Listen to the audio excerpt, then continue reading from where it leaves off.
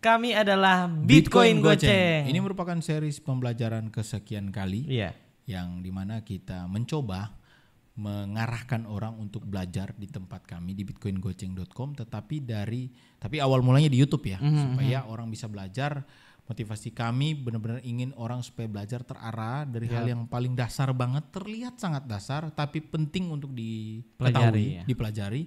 Karena kebanyakan yang kami jumpai udah masuk ke market, malah yang udah keren-kerenan, pahami bahasa-bahasa yang keren, bahkan sudah rugi ratusan juta, baru mau mempelajari yang ini. Jadi mendingan sebelum kesana, kesini dulu. Iya gitu. betul. Nah, kita udah ke series keberapa ini? Udah series kesekian. Banyak untuk banget kita bahas nih tentang. Tapi untuk yang sekarang series apa ya? Masih tentang pasar modal. Pasar modal. Oke. Sekarang kita tentang pasar modal, tapi bahas tentang apanya? Kita bahas tentang exchange, Bung. Oke. Kita kan sudah bahas tentang spot market, futures dan lain-lain segala hal itu.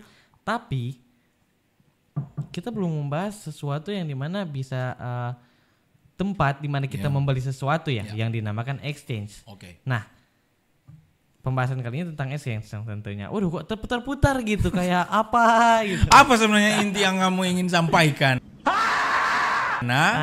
Gini, saya mau tanya, Bu. Putar-putar ya. Oke. Saya mau bertanya, apa sih itu exchange, Bung? Oke, jadi gini. Kalau menurut Mbak referensi untuk membaca sebenarnya gini itu apakah dari yang mana, apakah titik awalnya itu komunitas belajar bersama penuh canda penuh tawa, mari bergabung bersama together in knowledge, together in growth.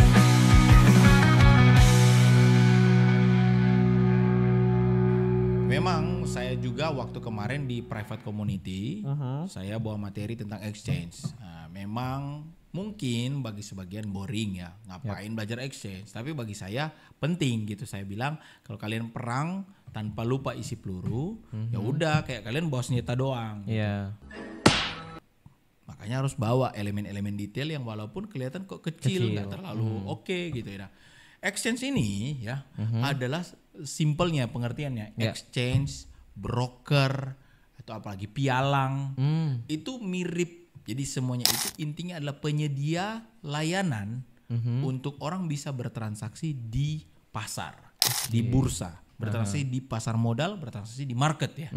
Itu mereka penyedia layanan. Bahasa gampang mereka itu maklar. Jadi mereka yang kalau kamu nih misalnya mau beli kamu nih mau beli narkoba nih. akan aku bantu juga lah. Ya udah kamu dulu lah. Contoh ini ya, contoh. Katakanlah kamu coki ya, coki beli sabu nih. Contoh, contoh. Coki itu bukannya coklat ya. Beli sabu ya. Kamu kan nggak tahu nih tempat belinya. Atau tahu? Enggak dong. Tidak. Kan nggak tahu nih. Perlu orang lain untuk mau beli.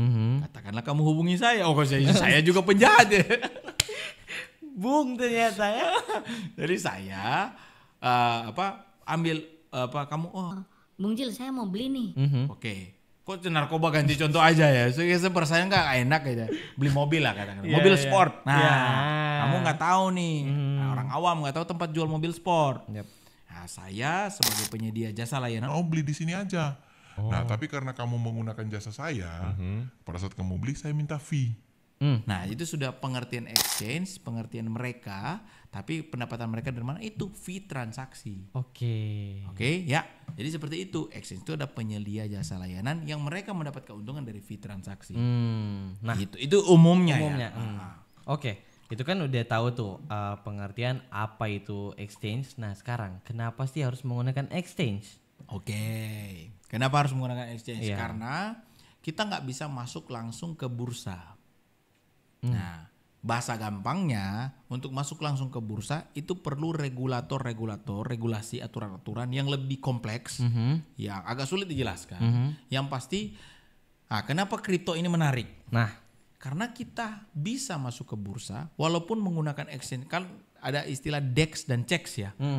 DEX itu Decentralized Exchange, CEX itu Centralized Exchange. Nanti ada pelajaran sendiri. Sabar ya.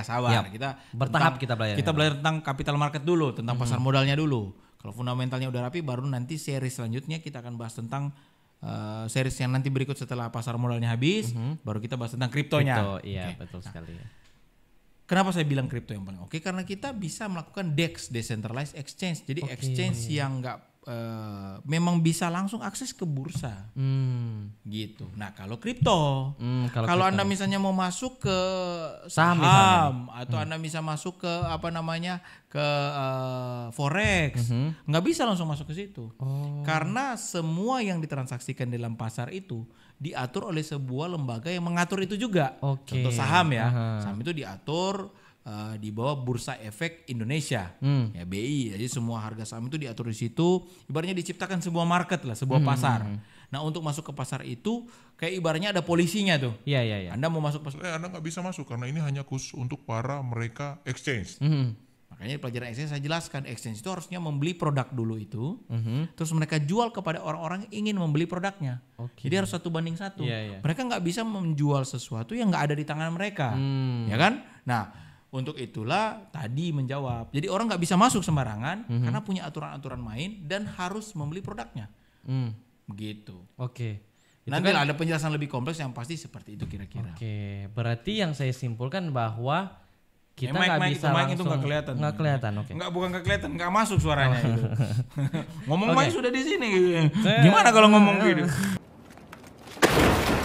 Memang sih otak kamu yang bicara, tapi perlu mulut ya. Oke, saya lanjut ya Bung ya. Gimana? Nah, saya simpulkan bahwa kita nggak bisa masuk ke dalam bursa kecuali kripto ya, karena kripto tadi terbagi ada kripto dua. pun kita harus menggunakan exchange, tapi ada yang namanya decentralized exchange. Jadi exchange-nya hampir-hampir analogi gampangnya, hampir-hampir kita udah masuk ke bursa tanpa terpengaruh oleh exchange tersebut, terintervensi. Ya, tentunya fee-nya lebih kecil. Potensi bandar-bandarnya lebih kecil gitu ya. Nah, Bung juga kan udah ngomong soal tadi ada kata bandar kan? Mana lagi kalau bukan di Bandar Jakarta Ancol. Saya juga tadi mendengar di dalam bursa, kalau misalnya karena kita nggak bisa langsung masuk dalam bursa, ada namanya exchange. Exchange itu harus menjual sesuatu yang dia beli dari bursa dong. Baru disebarkan ke orang yang mau beli. Kalau misalnya bandar, gimana sih itu cara kerja bandarnya gimana? Ini perlu dicatat dulu bahwa ini oknum ya. Oknum. Bukan semua exchange seperti ini. Makanya saya bilang oknum. Oknum bandar. Ada exchange tertentu yang nakal.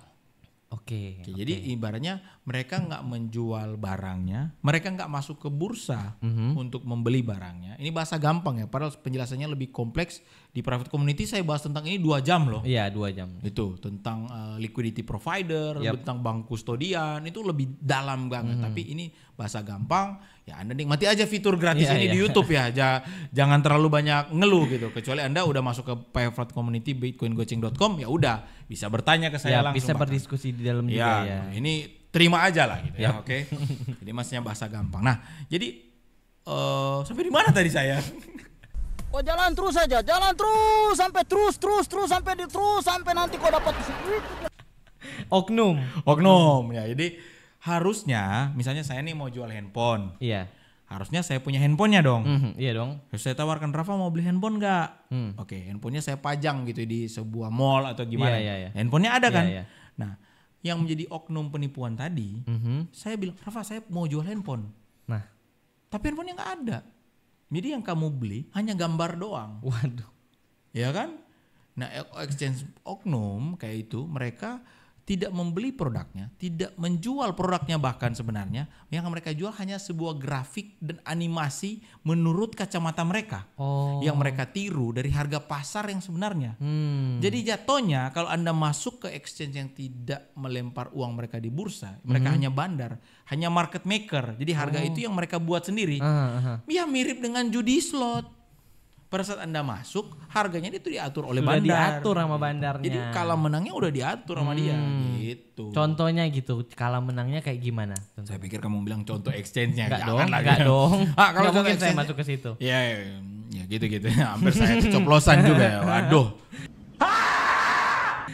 pinggir jurang, bahkan oke. sudah dalam jurang gitu. Oke, kenapa tadi? Contohnya apa? Contohnya tadi kan Bung bilang dia bisa mengatur secara grafiknya. Oke. Karena dia hanya menjual ya gambarnya doang. Iya gitu. Tapi kan grafik nih misalnya Bitcoin katakanlah Bitcoin ya. lah katakanlah.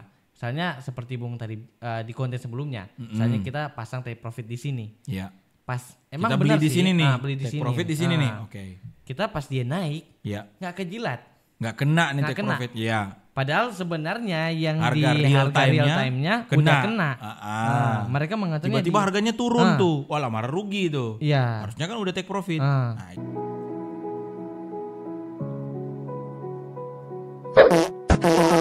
bandar kayak gitu. Oke. Ini oke. berlaku dalam konteks take profit dan stop loss dan semua hal yang berhubungan dengan posisi kita pending order. Nah, ini nanti penjelasan selanjutnya nanti di Iya. video lainnya itu tentang pending order.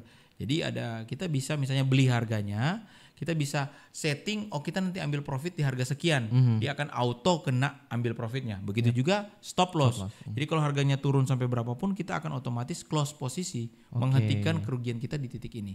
Nah, biasanya oknum bandar mereka membuat poin-poin tadi itu nggak kena gitu. Oh. Gitu. Bahaya Biasanya banget, Bung. oknum. Oke, kira-kira seperti lah. itu sih saya rasa tentang exchange. Sebenarnya panjang banget detailnya, tapi saya kulitnya doang di sini. Yang pasti Anda ya yang menonton ini video ini harus ada Iya, inti iya dong, dong, gitu ya. iya dong. Intinya adalah Anda sebelum melakukan transaksi pastikan exchange Anda terdaftar terregulasi pemerintah. Itu yang pertama Iya. ya. Itu yang pertama. Yang kedua adalah Anda mengerti betul riset, bahkan bisa riset exchange itu, misalnya contoh exchange ini namanya A gitu. Ini A ini apa dalamnya? Isinya apa? Kami nggak merekomendasikan satu exchange ya. Yap. Silakan kalian cari sendiri, silakan kalian cari browser sendiri, isinya apa, exchange-nya di mana, kantornya di mana, ya kan kayak gitu-gitu harus cari tahu. Karena jangan sampai kalian profit banyak nggak bisa tarik uangnya misalnya gitu. Itu contoh. Oke lah. Ya. Sekian untuk episode kali ini. Semoga kalian mengerti ya. See you on the next episode. Bye-bye. Together in growth, together in growth.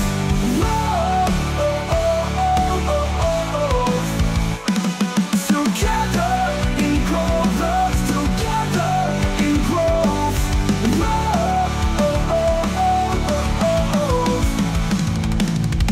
Terima kasih sudah menonton live kami.